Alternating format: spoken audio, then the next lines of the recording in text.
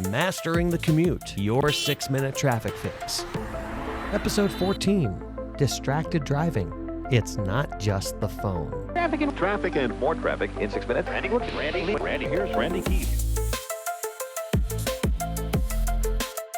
This week, we start with a story of my senior year in high school. I was 16 years old and had my driver's license about 9 months. I remember listening to one of my favorite Elton John CDs, yes, way before smartphones or even cell phones with us all the time, as it fell to the floor. As I reached down to get it, crunch, I hit a parked car right down the street from my friend's house. I was barely going 20 miles per hour, but it was big enough to ruin a few weeks of my senior year, as you can imagine.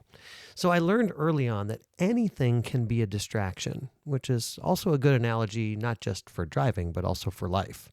Because yeah, cell phones are a problem, but they are not the only distraction. In fact, they're not even the most common one. We've all seen the commercials and the warning signs, but how often do we consider the full scope of distracted driving? This podcast is all about awareness of certain driving behaviors and habits before we can change them.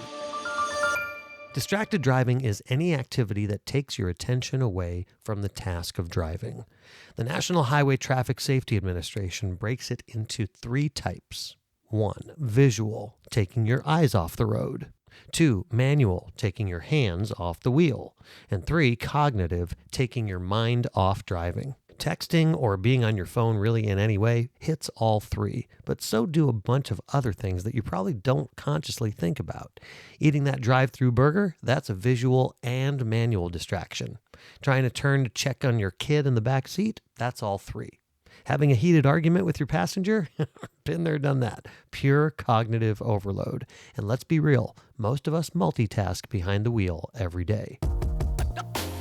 Here are some of the most underrated distractions that can be just as dangerous as your phone. Other passengers, especially kids or friends, or your spouse, hyping up the playlist. In-vehicle tech like navigation systems or touchscreens. Eating or drinking, especially hot liquids like coffee. Grooming, yes, I've seen people shaving or putting on makeup at 70 miles per hour, and at 5 miles per hour, and all the speeds in between. Loose pets in the front seat. Cute? Sure. Safe? Not at all. And here's a surprising one. Daydreaming. Some studies suggest it's even more common than phone use.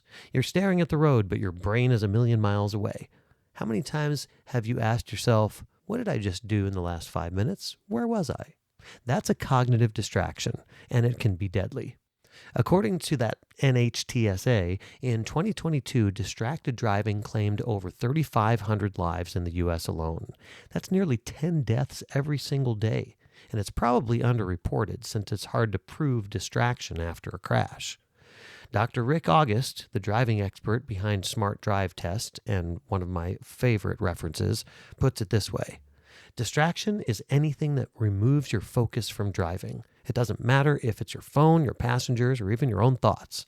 You need 100% of your attention for 100% of the time. One case that stuck with me was from Minnesota. A driver dropped their phone between the seat cushions and reached down to grab it. In those few seconds, they drifted across the center line and hit an oncoming car head on. They weren't even texting. They weren't even looking at the phone. They were just reaching for it, like my CD in my senior year of high school. Here's the truth. We can't remove all distractions. We're human. We get tired. We argue. Kids spill things. Life happens. But what we can do is change our habits and build in some structure to minimize the risks. Here are some practical tips. Set your GPS before you leave, not while you're driving or at a red light. Secure your loose items so they don't become projectiles or temptations. Have a conversation with passengers before the trip about staying calm and focused, or even about talking with them. When my wife and I are on a long trip, especially if we get into a dangerous stretch of road, I tell her specifically, I can't look at you right now, because a lot of times we get into a conversation where eye contact is important, but not while I'm driving. If you need to deal with something, pull over. It's worth the extra 60 seconds or even a couple minutes. One thing I've learned after decades of driving, reporting traffic, and teaching, the real key isn't just following rules, it's thinking like a driver.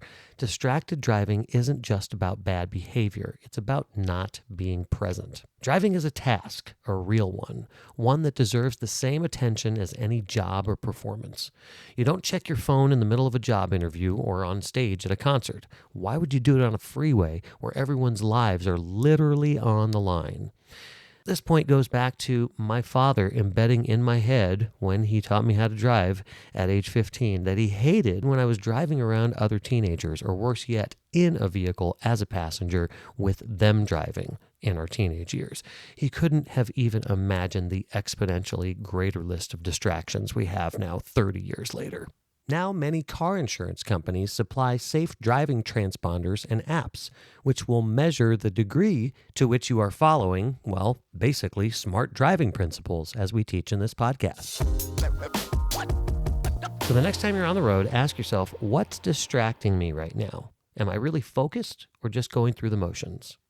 If you want to go deeper, check out the episode 14 page on our website. I'm adding videos, links to studies, and more that really break this down. And if you've had a close call or a wake-up moment where you caught yourself drifting, I want to hear your story. Email me at freewaytrafficexpert@gmail.com.